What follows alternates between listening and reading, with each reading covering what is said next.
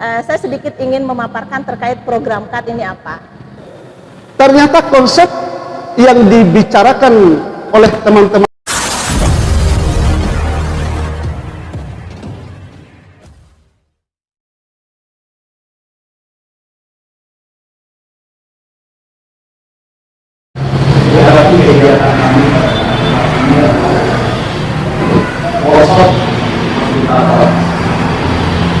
dan kami membentuk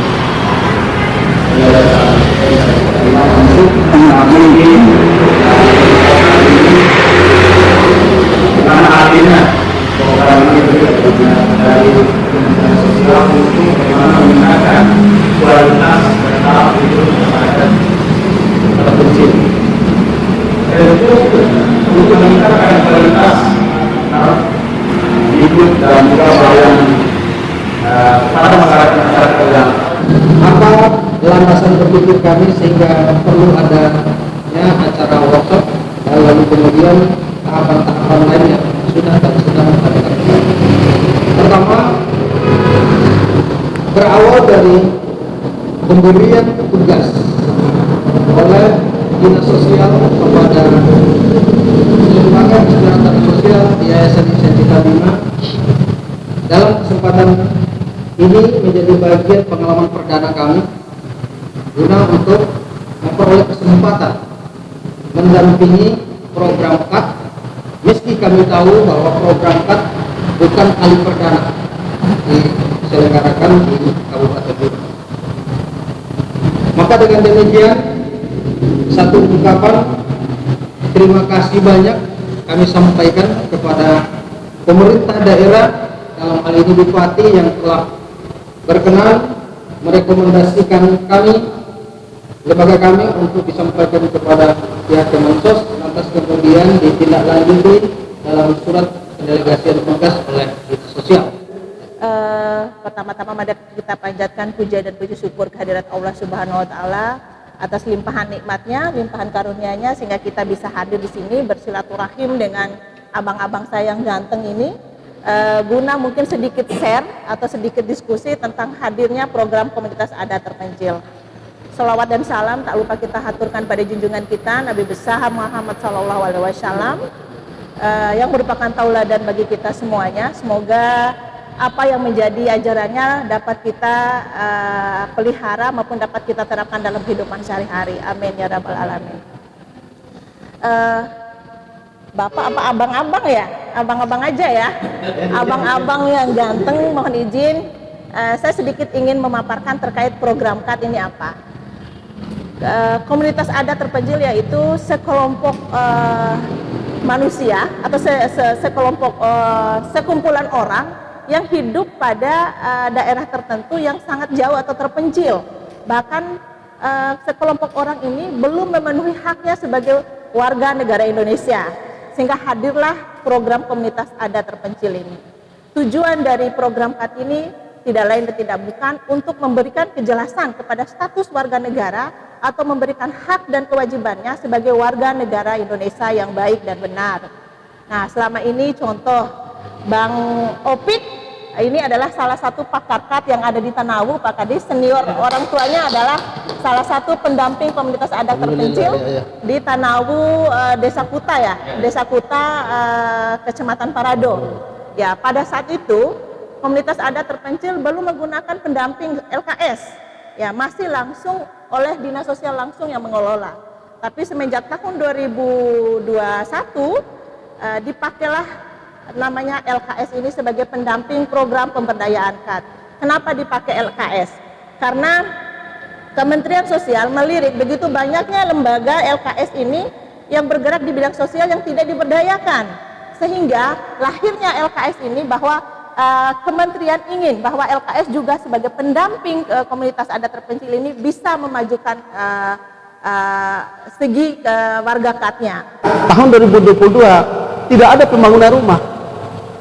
Yang ada adalah diberikan mereka ini biaya hidupnya mulai dari bulan Juli sampai dengan Desember, lalu dibangunkan aula pertemuan untuk musyawarah masyarakatnya, MCK-nya juga dibangun sektor pendidikannya dalam bentuk minimal TK PAUD ini juga dibangun, jalan-jalan setapaknya juga akan disiapkan oleh kita.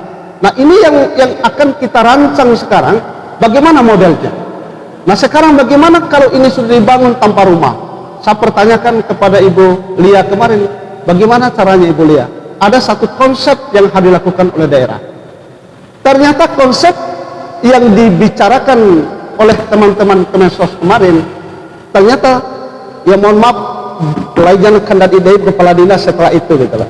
Kalau dalam bahasa Iba, ternyata sama persis dengan yang ada dalam pikiran kepala dinas pada awal-awal jauh sebelum Kemensos itu datang. Apa pikiran kita? Ternyata benar Pak Opik. Begini Pak Kades, rumah ini pada prinsipnya dapat dibangun oleh negara melalui Kemensos ataupun kementerian apa nanti, tetapi buktikan kepada kami, buktikan kalau daerah memiliki kebijakan-kebijakan yang berbau partisipatif dengan melibatkan OPD-OPD terkait dan stakeholder terkait. Seperti apa contohnya? Misalnya, tapi berikan kami ini bukti-bukti hukum. Seperti apa contohnya? Oh, di sini ada anak-anak yang usia PAUD nih, TK PAUD sekitar 50-an kakak. Kenapa Dikporat tidak mau memberikan izin operasional untuk pembangunan PAUD nih di sana? Oh, ini izin operasional sudah ada. Oh, ini foto kegiatan anak-anak PAUD sudah berjalan. Ini AP dalam, AP luar, alat permainan edukatif dalam dan luar sudah ada. Bukti, satu bukti hukumnya. Lalu apalagi yang kedua? Nih, ada mata air, tetapi kenapa Dinas Perkim mestinya harus mengalirkan dari sumber mata air itu ke rumah-rumah warga?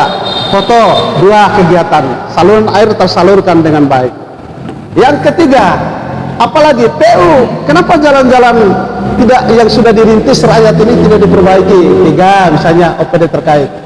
Yang berikutnya, Dukcapil, ini ada banyak masyarakat yang tidak ber-DTKS, yang tidak punya KTP, yang tidak punya kartu KK. Kenapa tidak dilakukan? 4, misalnya OPD berikutnya. Demikian juga OPD-OPD lain. Adanya keterlibatan disertai dengan bukti-bukti hukum ini, lalu nanti oleh teman-teman LKS merampungkan dalam satu bentuk proposal disertai dukungan RAB dari setiap OPD ini buktinya yang diteken. Lalu inilah yang dihajatkan oleh kita bersama nanti, teman-teman LKS naikkan analisa apa nanti melalui dinas sosial, lalu dinas sosial merekomendasikan ini, lalu nanti kita tindak lanjut ke kementerian.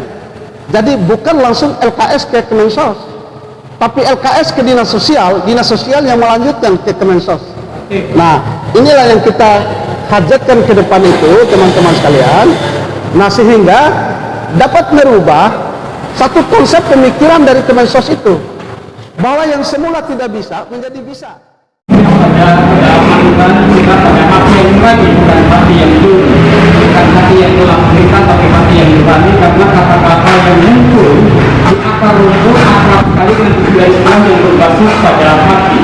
Kalau itu AB, tinggi AB, terpoda AB, tinggi AB, kalau diungkapkan dengan ungkapan tinggi AB, dia tidak bilang ini saja. Jadi institusinya jelas dalam diri kita ternyata hatinya. Kapolda, Mapolda, Aden. Jadi serba basisnya pada hati. Barangkali ini menjadi starting point bagi kita untuk mengawali agenda pemberdayaan ini, untuk berangkatnya pada hati, pada awal itu yang suci murni datang dari kedalaman hati kita, bahwa kita ingin berdaya sama-sama dengan kata-kata tertentu, bahwa mungkin saja kita bagian dari yang tertentu itu, sehingga kita ingin berdaya bersama-sama, kita ingin belajar bersama-sama, kita ingin berkarya bersama-sama dalam mengarungi proses kehidupan ini. Yang kedua adalah saya coba explore dengan bahasa-bahasa lokal, dan saya dapati poinnya seperti ini barangkali. Jadi visi negeri ini tentang adil makmur itu akhirnya saya terjemahkan begini. Sebutlah makmur yang diridhoi Allah Subhanahu wa Ta'ala. Dalam bahasa lokal kan begini, jadi terdiri rokan gari,